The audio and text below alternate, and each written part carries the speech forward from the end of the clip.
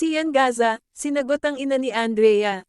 Sinagot ng social media personality na si Sian Gaza ang pahayag ang ina ng kontrobersyal na kapamilya star na si Andrea Brillantes sa pahayag nito tungkol sa pagpapalaki ng anak.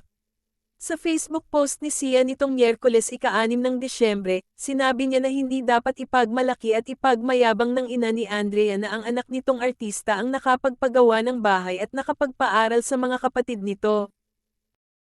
Kasi kapag ipinagsigawan mo po ito para mo pong siniraan yung sarili mo sa publiko. Hindi ko po kayo maaaring husgahan dahil hindi ko po alam ang buong kwento ng inyong pamilya, saad ni Sian. Pero paalala niya, mag-ingat po tayo sa mga binibitawang salita in public at huwag magpadala sa silakbo ng damdamin. Umapela rin siya sa publiko at sinabing responsibilidad umano ng kahit sinong magulang na pag-aralin ang kani-kanilang mga anak. Responsibilidad ng isang magulang na mapagtapos kayo hanggang grade 12.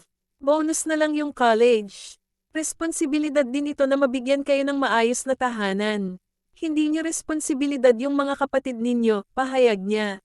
Tumutulong lang kayo sa kanila out of pagmamahal.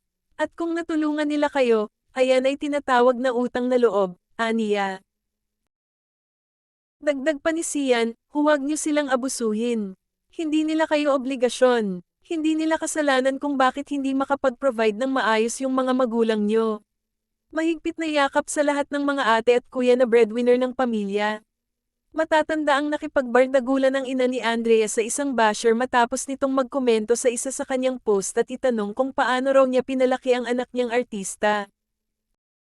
Nadadawat kasi ngayon si Andrea sa hiwalayan ng Kathniel matapos kumalat ang balita na palihim umano silang nagkikita ng aktor na si Daniel Padilla.